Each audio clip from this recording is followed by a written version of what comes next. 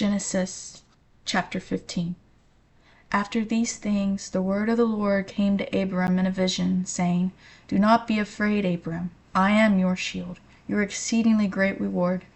But Abram said, Lord God, what will you give me, seeing I go childless, and the heir of my house is Eliezer of Damascus? Then Abram said, Look, you have given me no offspring. Indeed, one born in my house is my heir. And behold, the word of the Lord came to him, saying, This one shall not be your heir, but one who will come from your own body shall be your heir. Then he brought him outside and said, Look now toward heaven, and count the stars, if you are able to number them. And he said to him, So shall your descendants be. And he believed in the Lord, and he accounted it to him for righteousness. Then he said to him, I am the Lord who brought you out of Ur of the Chaldeans, to give you this land to inherit it. And he said, Lord God, how shall I know that I will inherit it? So he said to him, Bring me a 3-year-old heifer, a 3-year-old female goat, a 3-year-old ram, a turtle dove, and a young pigeon. Then he brought all these to him, and cut them in two, down the middle, and placed each piece opposite the other, but he did not cut the birds in two. And when the vultures came down on the carcasses, Abram drove them away. Now when the sun was going down, a deep sleep fell upon Abram, and behold, horror and great darkness fell upon him. Then he said to Abram, Know certainly that your descendants will be strangers in a land that is not theirs, and will serve them, and they will afflict them 400 years. And also the nation whom they serve I will judge. Afterward they shall come out with great possessions. Now as for you, you shall go to your fathers in peace. You shall be buried at a good old age. But in the 4th generation they shall return here, for the iniquity of the Amorites is not yet complete.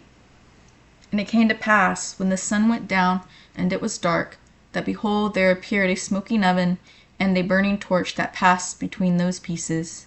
On the same day the Lord made a covenant with Abram, saying, To your descendants I have given this land, from the river of Egypt to the great river, the river Euphrates, the Kenites, the Kenizzites, the Cadmonites, the Hittites, the Perizzites, the Rephaim, the Amorites, the Canaanites, the Girgashites, and the Jebusites. Chapter 16. Now Sarai, Abram's wife, had borne him no children, and she had an Egyptian maidservant whose name was Hagar. So Sarai said to Abram, See now, the Lord has restrained me from bearing children. Please go in to my maid. Perhaps I shall obtain children by her. And Abram heeded the voice of Sarai. Then Sarai, Abram's wife, took Hagar her maid, the Egyptian, and gave her to her husband Abram to be his wife, after Abram had dwelt 10 years in the land of Canaan. So he went into Hagar, and she conceived. And when she saw that she had conceived, her mistress became despised in her eyes. Then Sarai said to Abram, My wrong be upon you. I gave my maid into your embrace, and when she saw that she had conceived, I became despised in her eyes. The Lord judge between you and me. So Abram said to Sarai, Indeed your maid is in your hand. Do to her as you please. And when Sarai dealt harshly with her, she fled from her presence.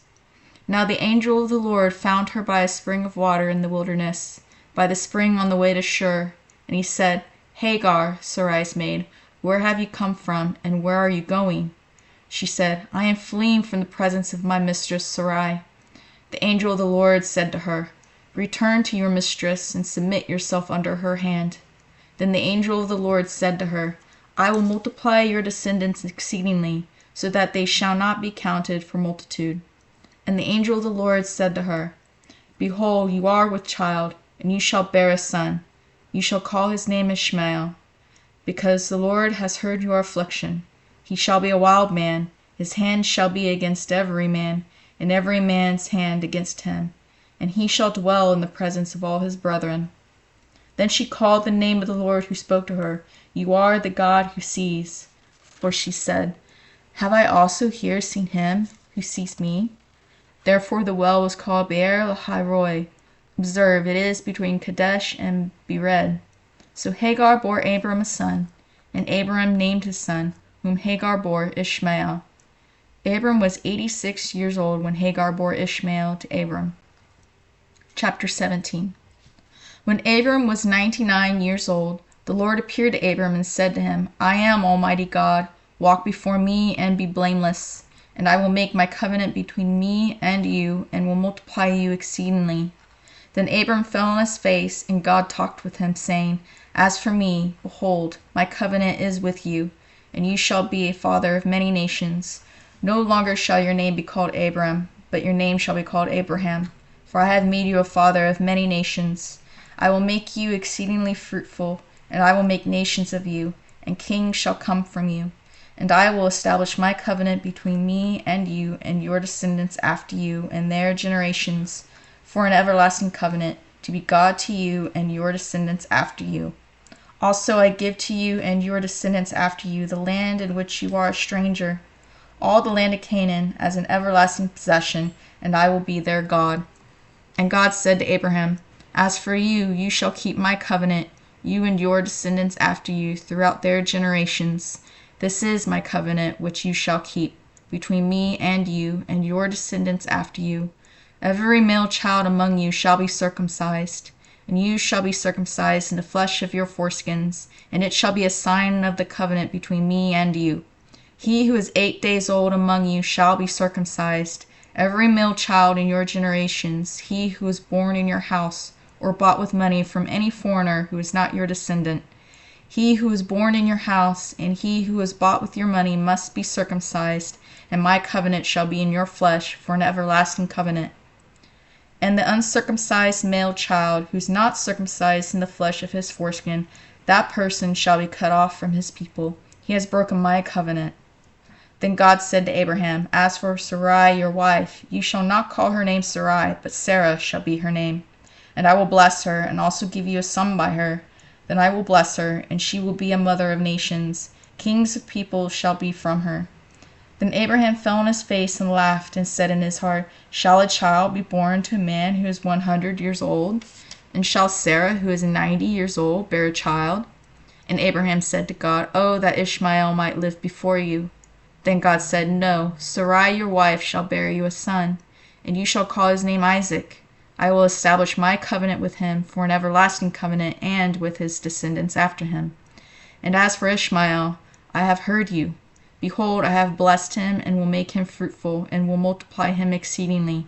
He shall beget 12 princes, and I will make him a great nation. But my covenant I will establish with Isaac, whom Sarah shall bear to you at this set time next year. Then he finished talking with him, and God went up from Abraham. So Abraham took Ishmael his son, all who were born in his house, and all who were bought with his money, every male among the men of Abraham's house, and circumcised the flesh of their foreskins that very same day, as God had said to him. Abraham was 99 years old when he was circumcised in the flesh of his foreskin, and Ishmael his son was 13 years old when he was circumcised in the flesh of his foreskin. That very same day Abraham was circumcised, and his son Ishmael, and all the men of his house, born in the house or bought with money from a foreigner, were circumcised with him. Chapter 18. Then the Lord appeared to him by the terebinth trees of Mamre, as he was sitting in the tent door in the heat of the day. So he lifted his eyes and looked, and behold, 3 men were standing by him. And when he saw them, he ran from the tent door to meet them, and bowed himself to the ground, and said, My Lord, if I have now found favor in your sight, do not pass on by your servant. Please let a little water be brought, and wash your feet, and rest yourselves under the tree. And I will bring a morsel of bread, that ye may refresh your hearts. After that ye may pass by, inasmuch as you have come to your servant. They said, Do as you have said. So Abraham hurried into the tent to Sarah and said, Quickly make ready 3 measures of fine meal, knead it, and make cakes. And Abraham ran to the herd, took a tender and good calf, gave it to a young man, and he hastened to prepare it. So he took butter and milk and the calf which he had prepared, and set it before them. And he stood by them under the tree as they ate. Then they said to him, Where is Sarah your wife? So he said, Here, in the tent.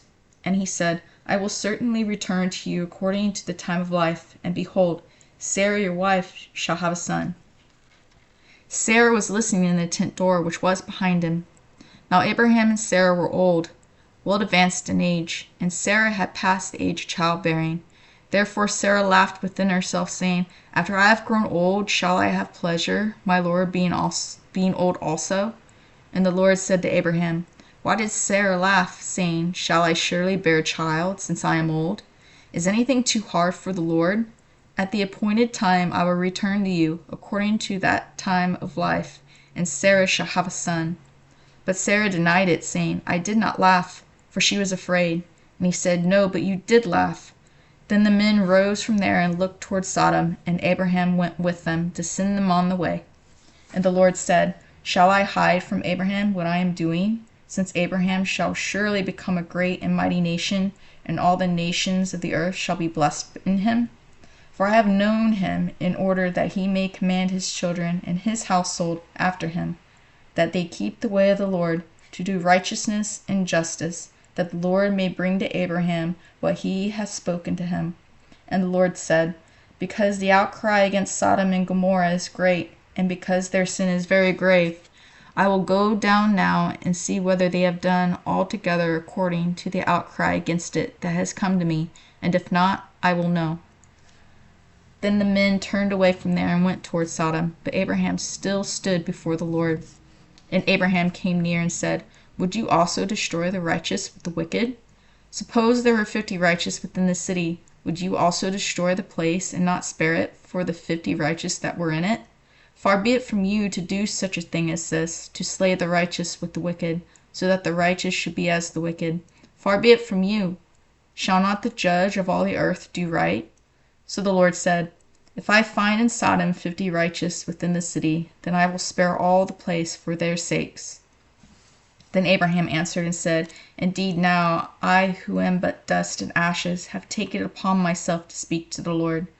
Suppose there were 5 less than the 50 righteous, would you destroy all the city for lack of 5? So he said, If I find there 45, I will not destroy it. And he spoke to him yet again and said, Suppose there should be 40 found there. So he said, I will not do it for the sake of 40. Then he said, Let not the Lord be angry, and I will speak. Suppose 30 should be found there. So he said, I will not do it if I find 30 there.